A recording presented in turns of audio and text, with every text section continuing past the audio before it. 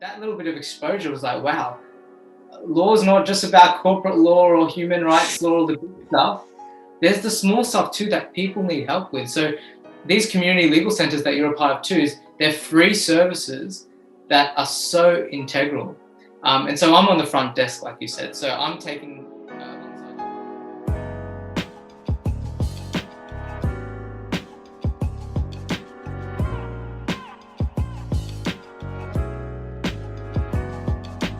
Hello and welcome to the Padlocks and Pathways Conversation, where we inform, challenge and inspire students by allowing people to share their stories as humans and professionals. In today's episode, we are joined by Sanjeev Desai. Sanjeev is currently a fourth-year student at the University of Sydney, studying a double degree in law and arts, majoring in music. During his time at university, he has had opportunities to travel abroad to study in China at the Peking University and in the US at the University of California. Alongside his degrees, Sanjeev is gaining experience in the early stages of the legal profession. He is currently volunteering at the Marrickville Legal Centre and working part-time as a legal assistant at Bird & Bird. Outside of his work in uni, Sanjeev pursues his love of music by teaching over 13 trumpet students and by performing regularly. He has two gigs coming up, as we just touched on off camera. One at the Foundry, which is a jazz club at Ultimo, and the second one is a gig at the Hornsby RSL. With that being said, Sanjeev, thank you for joining the conversation. Absolutely. Great to be on. So when I was preparing for this interview, as I often do, one of the things I like to do is just do a quick Google search. And following that Google search, I came across a song and video you created back in high school called The Spirit of Public Education.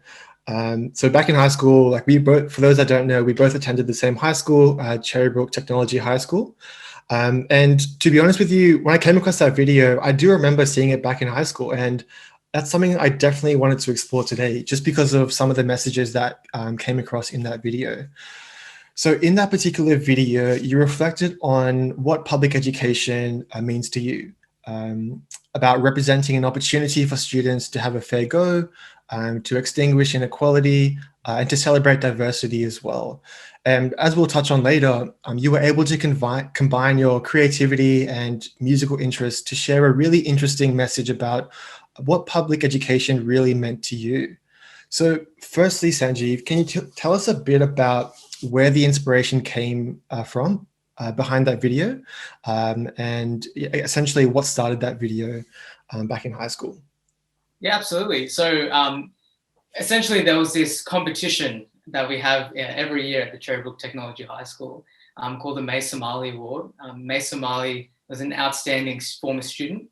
And the whole idea is to create something that in your own way celebrates our school and public education.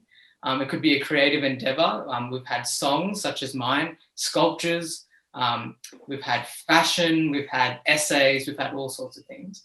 And, this is completely voluntary. And when it came to it, push came to shove, I'm like, well, what am I going to do? I have to write a song. It's just something that naturally I was drawn to.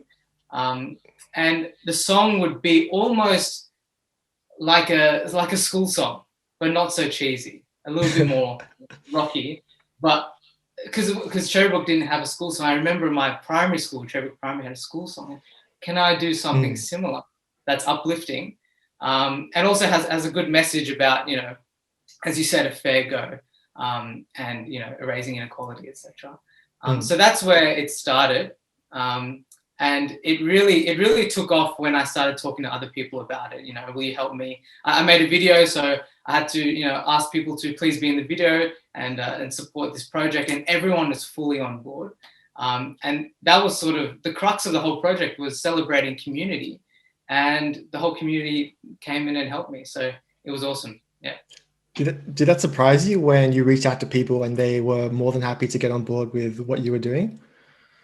It did in a way. Like one of the shots, I had to walk in with my guitar into a classroom. It was my music classroom. Mr. Soroni's class? Mr. Soroni, and I told him, actually, no, I didn't even inform him. I knew he'd be cool with it.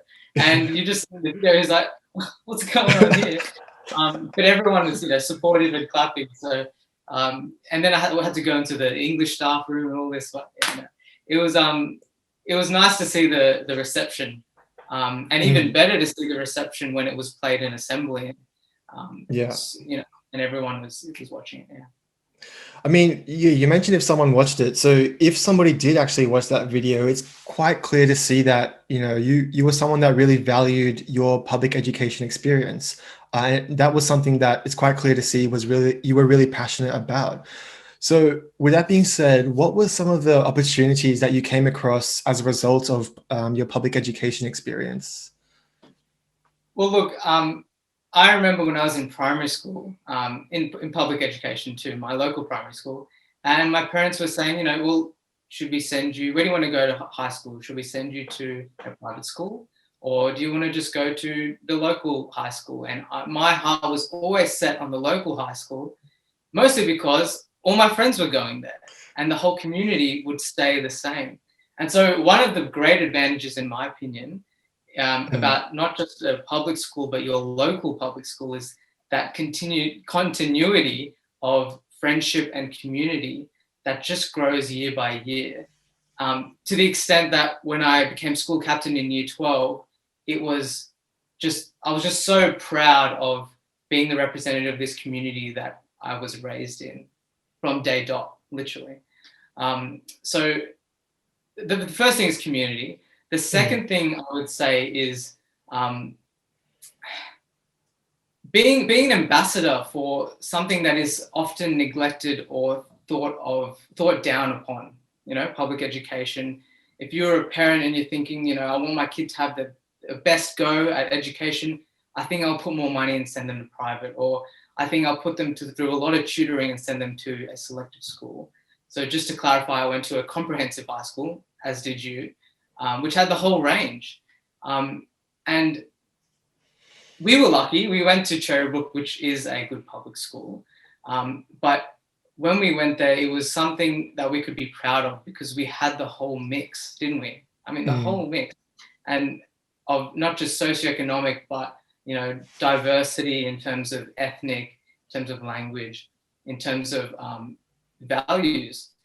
So I think, that diversity and being an ambassador for something that's often neglected or frowned upon in some instances was really something I'm proud of.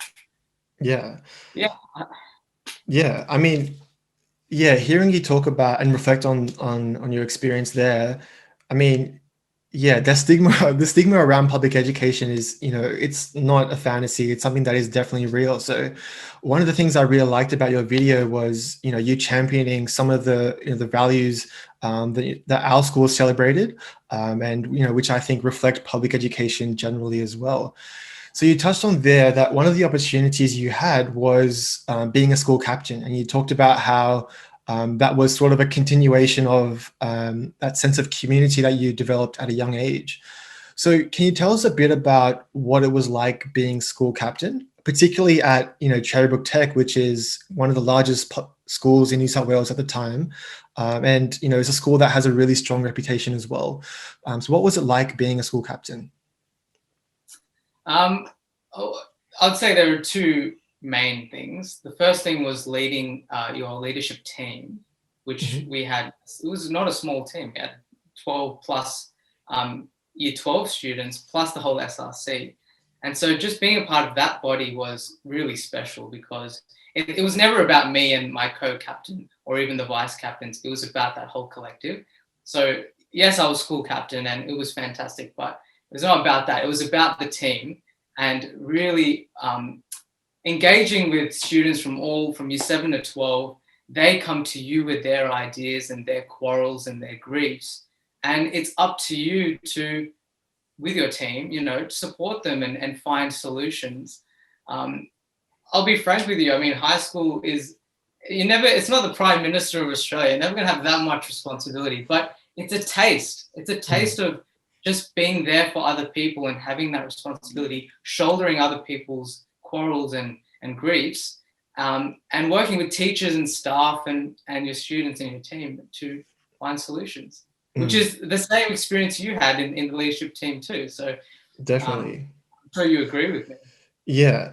I mean, another thing that is really important with these conversations is, I suppose, like providing like a realistic depiction of a particular journey or a particular experience. So, you mentioned there that putting your leadership role in context is important.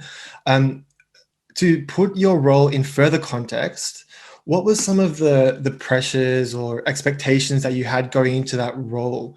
As I mentioned, I imagine that being a school captain, although you have a team around you, comes with a lot of expectations. So, did you experience that at all, or what was your experience like in that respect? Well, look, I did speak of team, but then there were instances where my co-captain and I had to make speeches in front of the whole school, and that was just us, wasn't it?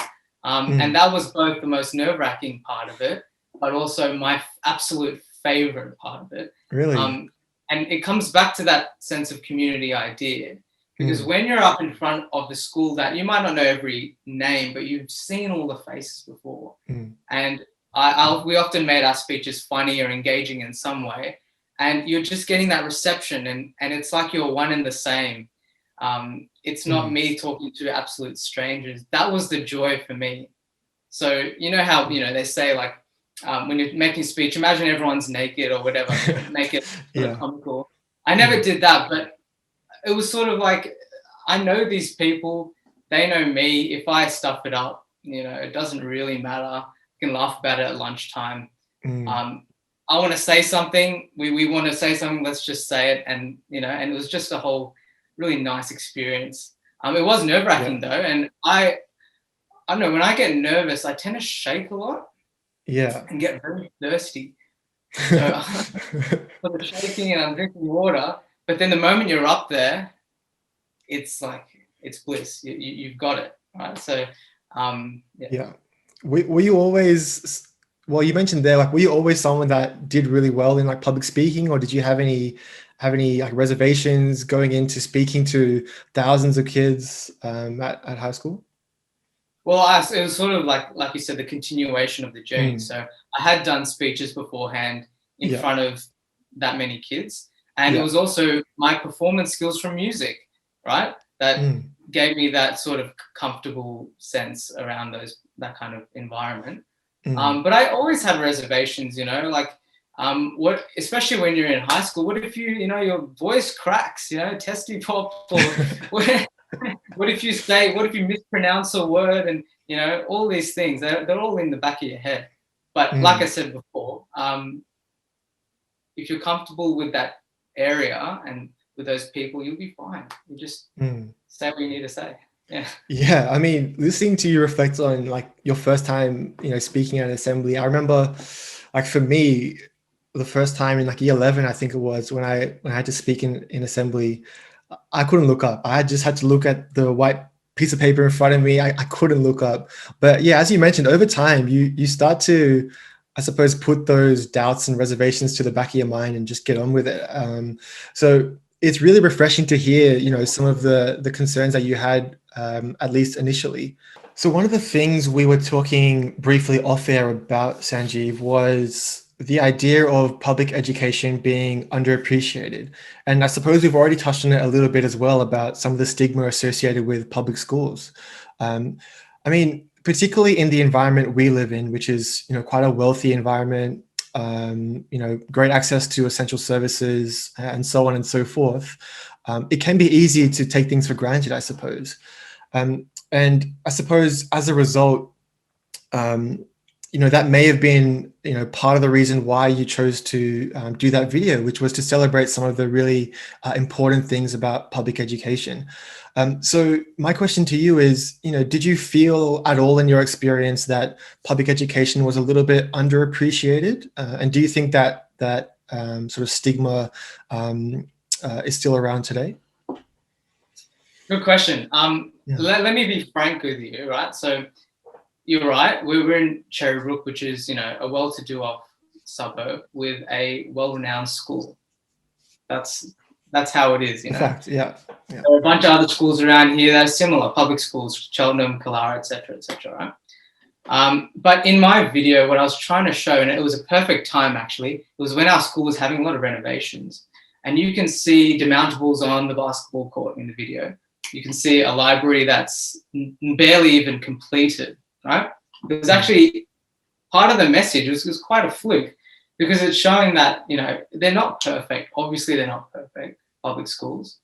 They probably never will be perfect. And the reason is that, you know, at the end of the day, you have to respect a parent's decision to, if they have the funds, send their kids to a school with a lot of funding, private schools, etc. Right?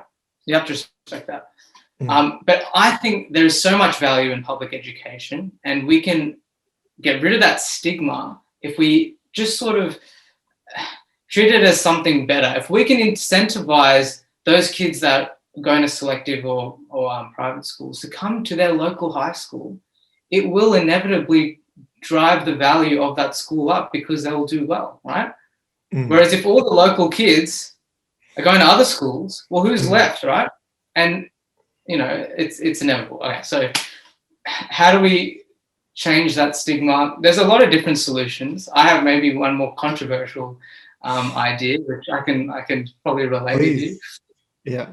I believe that there shouldn't be a bajillion selective schools in the state. I think that there should be a handful for the absolutely brilliant-minded who need it, that push. And everything else, apart from the private schools, should be comprehensive public schools that are diverse with all kinds of different intellect and priorities. That's how you build a great school, right? As I say, though, if we've got these selective schools that are driving kids away from that community, local community, then you get the result of the stigma, oh, no, I'm not going to send them to the local public school because look who's there, right? So, yeah, it comes out of community. This is the thing that I keep rambling on about. But if you can keep that community sort of tight-knit, it doesn't have to be tight-knit, but just sort of strong, and you incentivize going to your local public school, it makes it stronger. So maybe that's how you change the stigma. At the end of the day, it's all about funding too, but it's not just about funding. It's about how you use the funds. Exactly. That's another debate as well. Yeah, I mean, like just going off what you said, you know, I think essentially what you're saying is that like the true value of a school is not what you have in it. It's not the buildings you construct. It's not the basketballs. It's not the basketball courts. It's not the tennis courts you have. But the true value is the people, the students that actually attend those schools. And you know, I really resonate with your idea of, you know, putting a greater emphasis on, you know, the options available to students. You know, particularly when there is so many different options: public schools, selective schools, private schools, whatever you may have. I think, you know, your message about, you know, the emphasis, the value of school being on the students is really, really important, and is really important for other young people to hear as well. Another key message which came out of that video for me was making the most out of the unique experience that is public education. So what would be your advice to a student, maybe year 7, maybe he or she may be in year 12? What would be your advice to that person to really maximize their experience at school? Good question. It's the cliche, but I'll repeat it. It's take every opportunity that you have. Enjoy your experience, your school experience, but don't limit yourself. If there's a cool band that you want to join, cool group, there's this, you know, opportunity to, you know, go to the local community center and volunteer as part of your school. All of these things, you just sort of got to just latch onto them and enjoy them, and then you're getting the experience. The experience of public education is community and being a part of it. Now, one of the potential problems of a comprehensive high school, especially Cherrybrook with 2,000 plus kids, now probably 2,500 kids, is that you can feel very lost and a part of this big swarm, right? And so I can see that reservation, but we can fix that by you taking the initiative and really finding things that you like and latch onto, whether that be a friends group or a social group, or these opportunities I'm speaking of. So for me, I was in so many bands at school. I tried out for the SRC and the leadership stuff too. Sports, I played a lot of, the soccer and all that sort of stuff.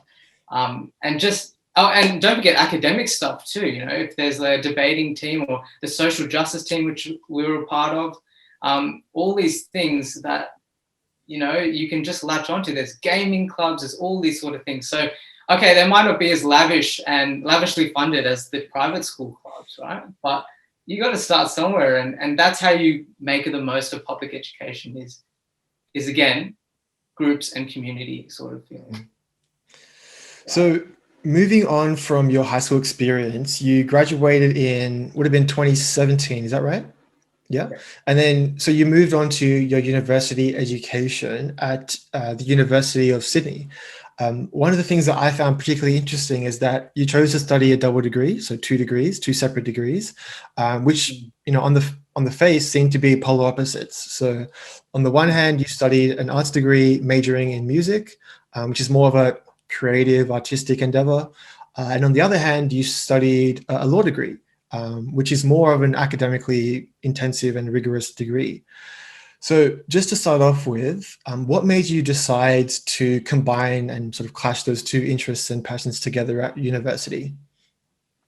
So the decision came not in year 12, but actually probably in the end of year 10, when I was thinking, should I do music in the HSC, right? Mm-hmm. Because scaling, marks, etc., etc., etc. I want to do law in uni. Is it worth it? And I'm so glad that I did, because it gave me a grounding in myself and something to take refuge in throughout the stressful HSC period, right? So now moving to university, it was a no-brainer. I want to do this intensive law degree because it's something I'm passionate about, but you have to combine it with something. What would I combine it with? Well, combine it with my passion, with something that I want to do for the rest of my life. Maybe not necessarily professionally, but at least as a hobby, if not something a little bit more, right?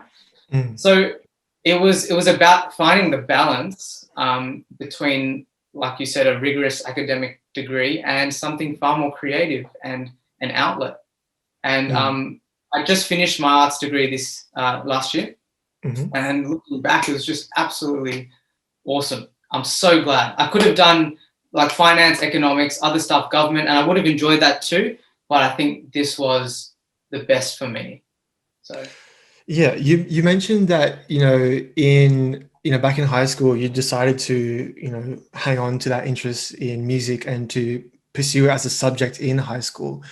Is that something that you would potentially encourage other students to follow along with? Is that idea of not necessarily not unduly elevating your academic interests at the expense of your passions and interests? Is that an idea that you would sort of encourage other young students to follow as well? Absolutely. If you really love something, you will do well in it. Okay, that's just how it is, right? You might not, be the best in the world, but you will always do well at something that you want to put time into. And I've learned that in the small scale in HSC, and now I'm learning it in uni and potentially in my professional career later, which we can talk about. But that's just how I understand my relationship with music is multifaceted. It is a hobby, it's a refuge, but it's something that I always want to do. So why wouldn't I keep it along with me in these different environments?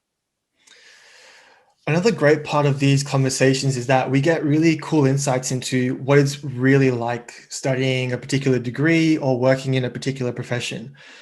So at the moment, we've spoken to, people who are engaged in teaching, science, medicine, business, psychology, and what may have you. And I think a lot of those insights, like, you can't find on a university brochure, you can't find it on a promotional video for a uni. And I think that's why conversations like these are really important. And, at the moment, we haven't spoken to a law student like yourself. So I thought it would be a really cool opportunity to get a really cool insight into what it's really like being a law student, particularly for students in high school who may be considering a university degree, or even uni students who are potentially looking for a change in their degree. So firstly, Sanjeev, I just want to take you back to the start of your law school experience. So you graduated from Tech, as we said, Cherrybrook Tech, and moved on to the University of Sydney. And naturally, you were a part of the Sydney University Law School, which is one of Australia's top universities and top schools for law. So having just graduated high school, a young, naive 18, 17-year-old, was there a bit of intimidation or pressure going into like such a big and prestigious law school? Did you experience that at all, or did you have a totally different experience? Yeah, no, there was. It was my goal since year 11 to get into the Sydney Law School, and having achieved it, okay, that was one thing. The next thing was stepping into the law school and actually starting the degree, right, as we say. Mm-hmm. So I think what really helped my experience was the fact that you had to do a combined degree. So we've talked about my arts briefly, but because you have to do that combined, arts, business, whatever, engineering with law, your law degree is less intense from the get-go. So I think that was super valuable, at least in my experience, because you weren't thrown into the deep end straight away. You are studying foundations of law and torts and all these really basic subjects, but like one at a time, alongside 3 music subjects or whatever else you're interested in. So that really helped me, because it was like, all right, I'm just easing myself into it. Now, the question you're asking is actually one I'm asking myself now as I go into full-time law. So I finished my master's degree, now it's 2 years of full-time law.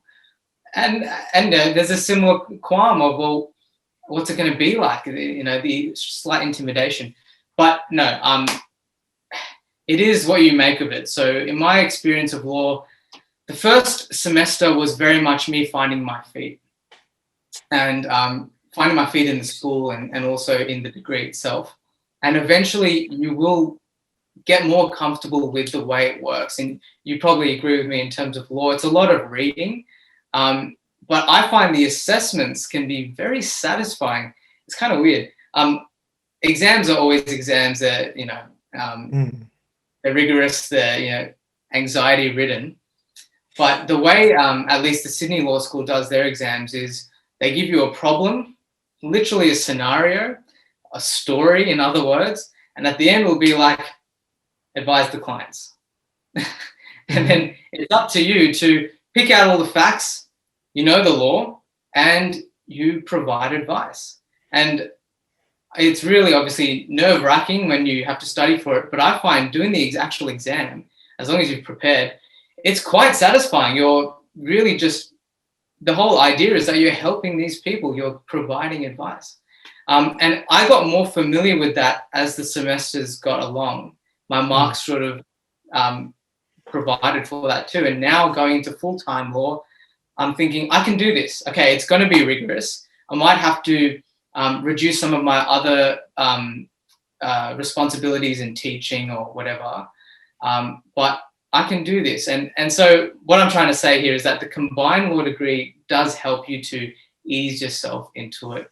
So if you are a law student or you're about to be a law student, don't stress too much. You will find your feet and it won't be full on. Now, for those who are doing JDs, going straight into law full time, that's probably a different scenario. And I can't really attest for that just yet. Of course not. Maybe talk to me in a year and then I can do my experience. Yeah. And I think, the way the degree is designed at your school is the same at my school at UNSW. So you start off with studying the majority of your courses in your second degree.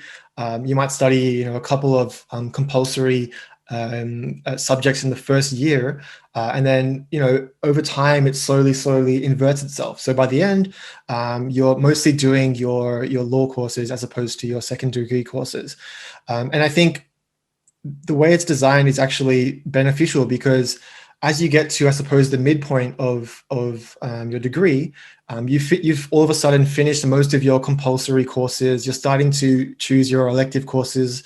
I'm sure it's a similar way in your school. So I think that is a great way to alleviate some of that pressure and angst, as you touched on as well. You've also touched on what it's like being a law student. I just wanted to explore that in a bit more detail. What type of things is a first-year law student in for? What type of things do they study? Can you elaborate on some of the more specific details of what that's like? Sure. So, foundations of law, or it will be some sort of similar subject at every law school.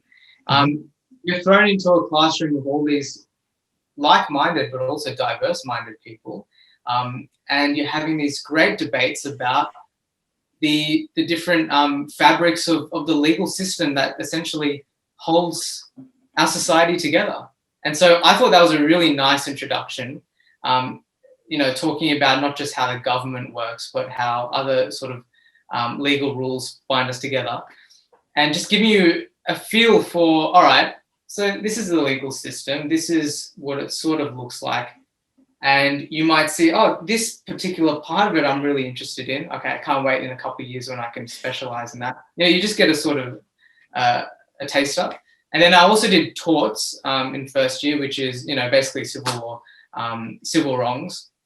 And you do some really funny and interesting cases about, slugs in ginger beer and negligence and all these sort of things. And again, it's a good taster of what the law's about. It's not all fun and games, but it's essentially about, at least for torts, assisting your clients when there's been some wrongdoing to them, or the other way around, right?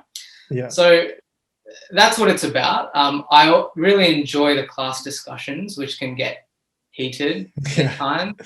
Or it can be super boring at times if the law is really dry. Look, law is just, it's just words on a paper at the end of the day. But no, I think it's a really engaging degree, but it can be quite anxiety-ridden if, it can get a bit flustering if you don't have a good support network. So for me, as I said, first semester, really finding my feet. Law camp really helped, finding friends. But also the law review, which you might have heard of in UNSW too, which is quite big. But law review is a musical production that have satirical skits about law, and there's a band that plays, and it's a fun little show that I was a part of in my first year, and I found really close friends through that. So there is the boring law, legal side to everything, but there's always the social aspect to every degree. And finding the balance between them, as I said, law camp and this law review, there are a bunch of other things. Finding that balance will give you the support and it won't be so flustering anymore. Another idea which we were sort of touching on off camera was the fact that being a law student is one of those sort of degrees which is widely speculated on, and there's a lot of expectations and chatter about what it's actually like being a law student, whether it be having lots of readings, being up all night studying for stressful exams, whether it's dry and boring, which you touched on there, and also that it's quite a competitive environment because you're surrounded by a lot of other ambitious and passionate young people as well. So in your experience, did you have any expectations going into that degree which didn't actually turn out to be true? Good question. Okay, let's touch on the cohort firstly. Sydney Law School gets a lot of rap about being elitist. Private school, clustered. And I sort of went in with that idea, which is probably not the best, but you have that sort of reservation. And in my friends group, I'll be honest, I'm like one of two public school kids. So that was actually, I was expecting that stereotype to be thrown out the bin, and actually wasn't really. Interesting. Another thing is, just the workload. I went in, everyone says law school, sort of like med school, get ready for it, it's going to be hell. I went in that mindset, and it's not too bad. It's not too bad.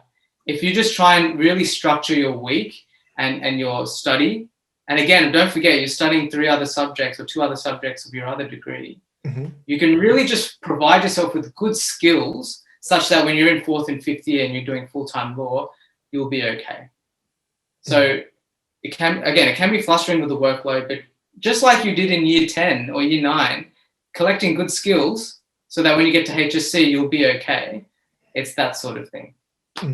Yeah. Another thing we touched on off camera was the fact that the well-being and mental health of law students is well documented, particularly in Australia.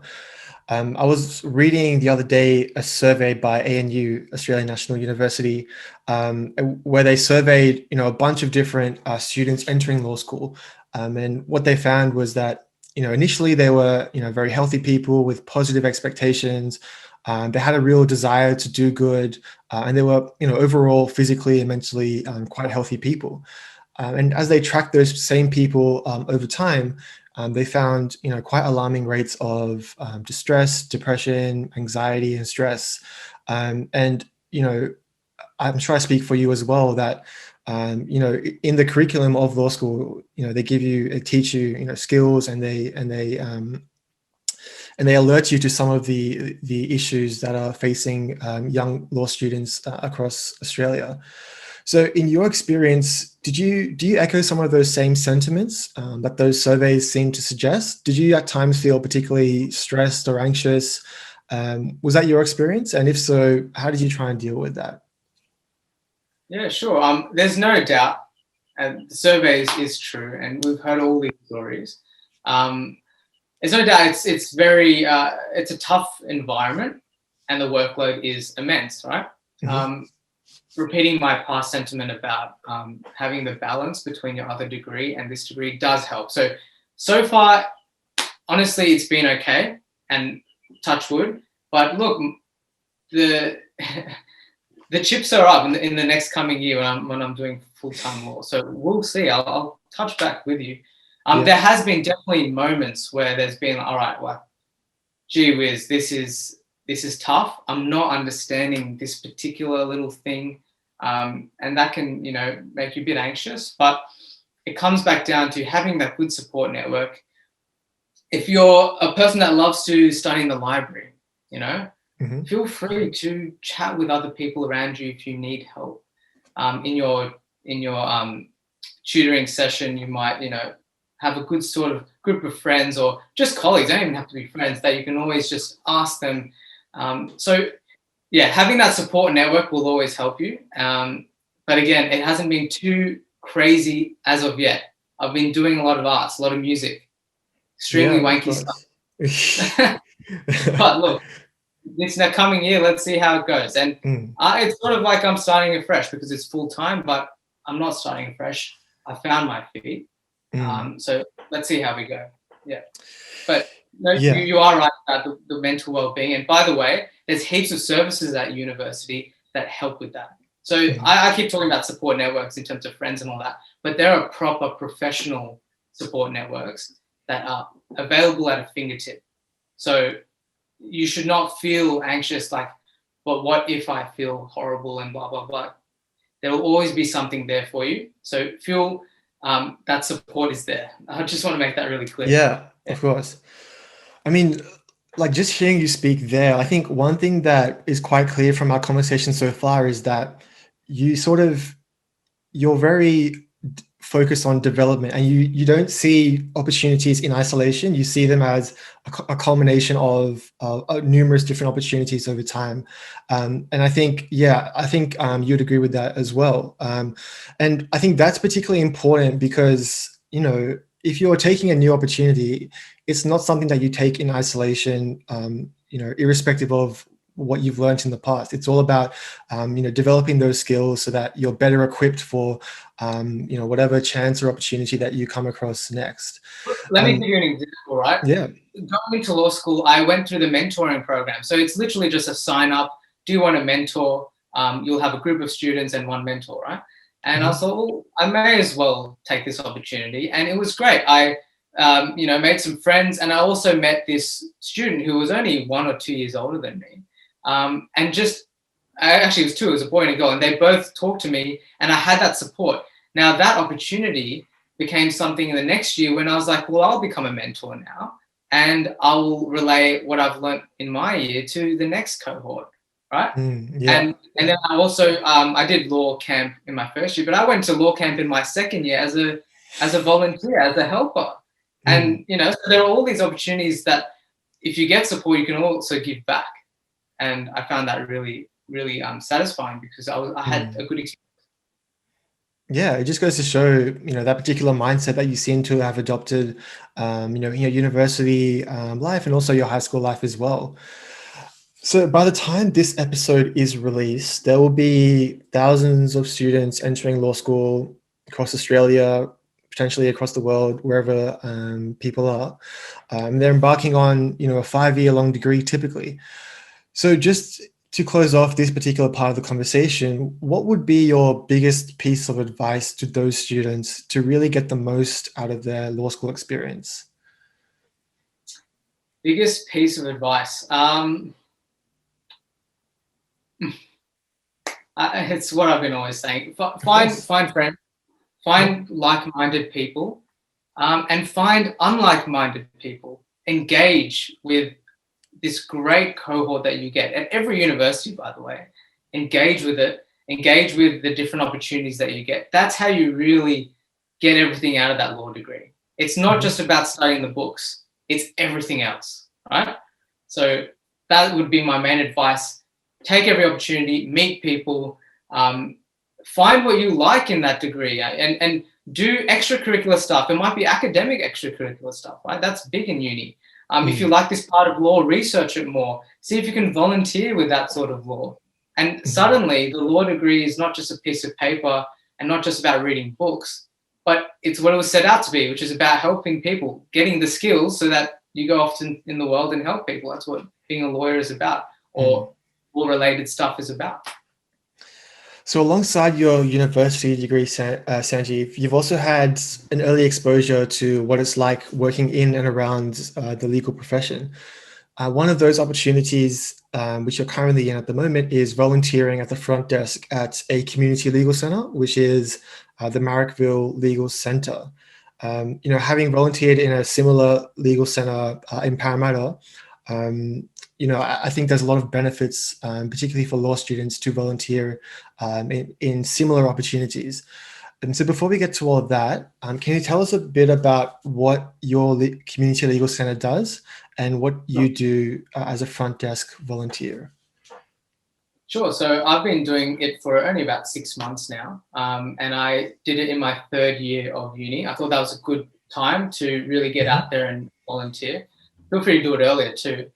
So I'm at the Marrickville Legal Centre, and I'm actually in the tenancy part of it. So we only look at tenancy disputes and problems. So that could be stuff about your bond and your rent and strata issues and mold and all these sort of day-to-day issues that I never thought maybe I'd be doing tenancy law ever. But that little bit of exposure was like, wow, law is not just about corporate law or human rights law or the big stuff. There's the small stuff too that people need help with. So these community legal centres that you're a part of too, they're free services that are so integral. And so I'm on the front desk, like you said. So I'm taking, alongside other volunteers, taking the call. And we're the first point of contact, right? So it's like, hi, what can I help you with? And they often are opening up their heart. They're, in a really bad predicament, especially in COVID-19 situations, which is when I started. I've lost my job, I can't pay the rent, whatever. There are repairs that need to be done, but blah, blah, blah, blah, blah. And you're the one that's engaging with these people and basically writing down or typing up their issue, such that the lawyer, the solicitor, the advocate can look at it and then provide them help. So it was a really great opportunity that I'm continuing to do this year. Again, in tenancy law, which I never thought I'd necessarily do, to really get that idea of the sense of community and how the legal profession can help with small things and big things. And it's kind of interesting. I told you about the law exam, how you write up a story and you have to, write your advice. I'm writing up the story in this instance, and it's really interesting. Like these are real people, and I'm literally summarizing their issues. And sometimes they're crying, sometimes they're shouting at me because they're angry. and you feel for them, right? And it's all part of the job. So no, it's been a really great experience, and I hope to continue it. And I hope to continue it at the it's called the Arts Law Centre. So I hope to do that in the second half of this year, or maybe next year, which is another community legal centre, but to do with arts, which is where I eventually want to practice eventually in intellectual property or whatever, to do with musicians and artists and designers and labels and all that sort of stuff. So yeah, no, it's been really great. Yeah, as you touched on there, being a front desk volunteer, you get exposed to a really large cross section of your community, and you come across some really diverse issues and matters as well. And I'm curious, did you know anything about tenancy laws, residential tenancies prior to going into that experience? No idea, completely fresh. And that's the beauty of it. I'm learning so much. At the end of the day, as a front desk volunteer, you can't offer any advice. So it's not like I'm actually giving advice, but I'm learning heaps. And the good thing about a community legal centre is that you've got access to the solicitors. They're right by you. And I'm learning heaps about how they approach the law, how they talk to clients over the phone or whatever. So again, I really recommend it if you're a law student that wants to get some experience. Volunteering is just awesome because you're taking your own time, but it's so satisfying. You're helping these people, even in a small way. Fantastic. Yeah. And as I said, having volunteered in a community legal centre down in Parramatta, I can attest to the fact that it can be quite confronting because you're dealing with people on the very edges of society, the most vulnerable, most disadvantaged people in really crappy, vulnerable circumstances who don't just need help, they need help like right now. So it's quite a high volume, fast-paced environment, often under-resourced, underfunded. The stigma around community legal centers being underfunded is true, at least in my experience. I'm sure you can attest to the same thing. So being in that particular position, and being exposed to that environment and all those different factors, did it take you a little bit out of your comfort zone? Has it presented, a fair share of challenges for you? Absolutely. So we talked about my high school experience with public speaking and all that, but this is something else. This is not giving a speech and saying what you want to say. This is listening, and listening is half of the job of a lawyer. It's not all speaking, is it? So it's put me out of my comfort zone in terms of how do I engage with people that need help, are desperate, and you're trying to help them. So sometimes calls can be quite disheartening for myself if I'm hearing this predicament and you're like, gee whiz, like I want to do all I can for you. So that, and you build character. Now, again, there are support services that are a part of this because you shouldn't have to be dealing with bullshit like, anger and all that stuff. Yeah. But putting that aside, it builds character. And I was put out of my comfort zone when they're like, well, what can you do for me? Like, can you do it now? I'm in this dire situation. Can I talk to your manager? Like, you're getting all this at you.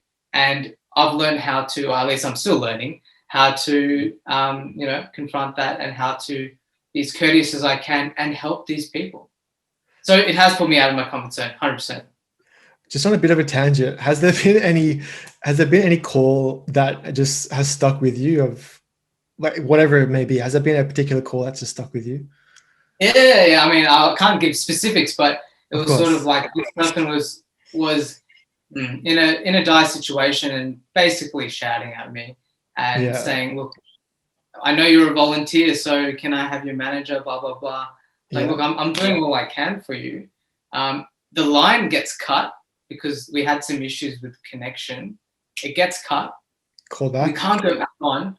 I'm getting all these voicemails in of this lady, and I'm listening to them, and she's like, how dare you disconnect the phone on me? This is not how community legal centre should be. You're not trying to help us. And I'm like, they're like, oh my goodness, what do I do? I'm trying to help her. And we ended up calling on our own phone with a number that she couldn't see and getting back to her. And in the end, she understood, right? But it's those sort of experiences that build character, but also build your problem-solving skills, like and just how to deal with with people who are in need. So that Yeah. one, that was only like a month ago or something. That was kind of interesting. Yeah.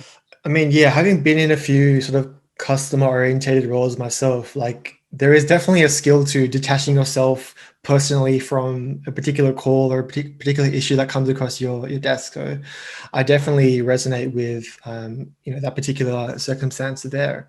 So apart from your experience volunteering at that community legal center, you've also been working part-time as a legal assistant at Bird and Bird. So Yeah. can you tell us a bit about how the opportunity came across your lap and what you do in that particular role? Yeah, so I had been teaching trumpet for 5 years at that point. I'm like, oh, and I started this volunteering. I want to get some good experience in a law firm. I'm on the Careers Hub, the University of Sydney Careers Hub, just looking at different opportunities. I put my resume out for pretty much everything, and this one came back. There was probably like 2 that came back, and this one was a little bit more Did you get to my knocked? life. Did you get knocked back a lot?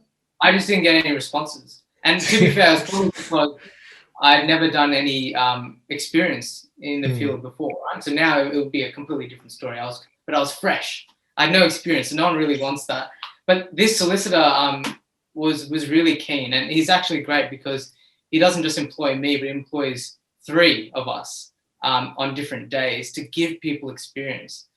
So anyway, I'm on the Careers Hub. I put in my application, comes back saying, I'll have an interview with you. So I go into the MLC Centre in Martin Place and, wearing a suit and everything. It's all a bit much, but I love it. I enjoy it for now, at least. And had to give this interview. And no, it was a really great experience.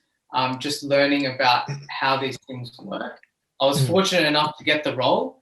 And then what the actual role is a legal assistant. So I'm basically shadowing the solicitor in Bird and Bird. And I'm doing tenancy law on this side, or at least front desk, and we do wills and estates, completely something I would not necessarily ever do, but it's just came up and I took the opportunity. Wills and estates. Man, there are so many disputes in terms of wills and big estates, big money, man. So it's really interesting. And I'm the assistant, I'm writing up documents, I'm answering emails. Every now and then he'll let me do some research, which is really great. He'll be like, all right, well, I've got this meeting. Please find a solution for this little issue. I get to do some legal research.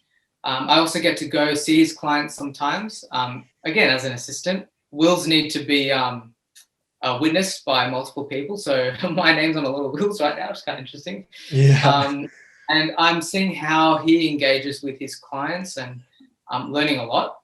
And Bird and Bird just happens to be a humongous global firm, and where I might have opportunities down the track. Who knows? They happen to be a big intellectual property firm, which is something where I want to go. So this little opportunity out of the Careers Hub doing wills and estates could be something more. And I might get some more days this year to work, and, et cetera, et cetera. So you start small. You start as the legal assistant, filing stuff sometimes, doing all that. I'm not doing the coffee though. That's you start small, you start low, and then you just build your way up. And let's see how it goes. It's only early days. I've been there for 8 months or something, maybe a bit longer. Yeah, you mentioned earlier as well about how I suppose the essence of being in the legal profession is about helping people and service to others. So I'm interested in, I know, like, I'm a bit hesitant to ask this question because I hate when people ask it to me, but I'm going to ask it anyways. But do you see yourself working within the legal profession at this stage? Obviously, you can't speak for yourself in 10 years, but just at this stage, is that something that appeals to you? And if so, is it that service to others and, sense of community that appeals to you? Good question. I've always had, since about year 10, what's that class we did in year 10? Career studies or whatever. VOC? VOC? Yeah, VOC. Yeah, that's it. Yeah. Yeah. I'm thinking, well, what do I want to do? And the answer was combine music and law, and let's see how we go with it. And so my answer to your question is actually the opposite, not about right now, but in the future. I have this great idealistic dream that I want to end up as a entertainment lawyer. Let's see if we ever get there, but it's at least a dream. And combine the two things, it is about service to others. And I love the music industry. I love music, etc., etc. How can I give back to it? Not from a music angle, but from a legal angle. I'd love to help artists and labels and all that in their whatever predicaments they have. It might be contracts or it might be disputes in copyright. So in one of my overseas studies in LA, I studied, the music industry and wrote a paper on copyright law. And that really interests me too. So I think for now I'm saying, yes, let's see how we go. But who knows? I'll finish this law degree and be like, nah, I want to do something different. It's all up in the air. But I do have this dream. So it is about sort of 10, 20 years later for me. That's sort of, I'd love to end up there. Yeah. And I think like the reason why I don't like being asked that question and a bit reluctant to ask other people is that, you never really know. And, you can get in a bit of a rut. Yeah, you can get in a bit of a rut if you see yourself working in a particular, position, and then you never let go of that and you ignore all other opportunities which like may pique your interest. So, it's really cool to see your insights into where your head is at the moment. And who knows, maybe 5-10 years down the line, you'll be, somewhere completely different. I guess that's the beauty of it as well. And I look forward to that if that's what happens. Definitely.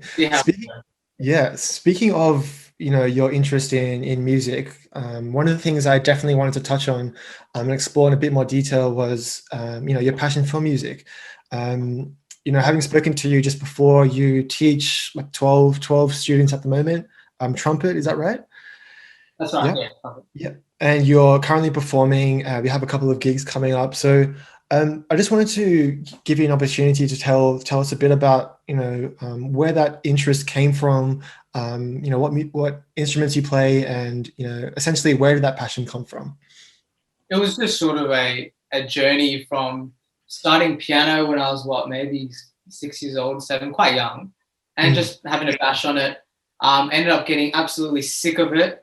Went to trumpet in year 3 when you start band, that's pretty fun. And then get to year 5, I'm like, I want to play guitar. And so I teach myself guitar. And every few years it's something else, It's year 7 or 8, I started bass guitar. And by the end, I was in year 12, I had all these instruments that, by the way, I kept up. So piano, I stopped learning, but I kept playing. And trumpet, I kept playing all the way. Guitar and bass, etc. I also played a bit of drums. And I think I took singing lessons for a bit. And it was just a love affair from the very beginning, just playing music as a release and playing music because it was a social thing. I was in the bands and I had mates there and doing all that sort of stuff. So right now, I would say I'm primarily a guitarist and bassist, probably bassist, in fact. But I do teach trumpet. That's my technical instrument. At one stage, I had 16 students. I've been doing it for 5 years now. And now I'm trying to just slow it down a bit because of law school. We'll see how we go. In uni, I play in the Sydney University big band, a jazz band, and we play at the balls, engineering ball, law ball. We play at jazz clubs in the city just for fun. I've got a couple of gigs that come up this month, and it's actually a high school connection that got me that gig. So it's Mr. Cerrone, you might remember Adam Tan, and I playing for this kid, Charlie Chechenian, who's this absolute prodigy in Cherrybrook Tech. Out of nowhere, I get this message. I've had other gigs with some friends in Mona Vale and all these sort of small things. I'm hoping to do more, but let's see how we go. Music for me is just something to always come back to, but also something I like to push and perform and do that sort of thing. Another thing I wanted to touch on as well, which you touched on as well, was the opportunities you had to study overseas in a couple of different countries. So you mentioned it just then. Can you tell us a bit about where you've traveled to and what motivated you to take those opportunities to study overseas? Main motivation was I love traveling, so I love to see different places. And that's been since high school with my family and whatnot. After high school, it's about where can I go without my parents and have a great time.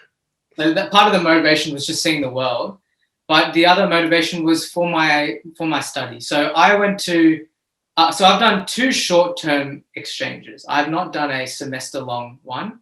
I wish to do that.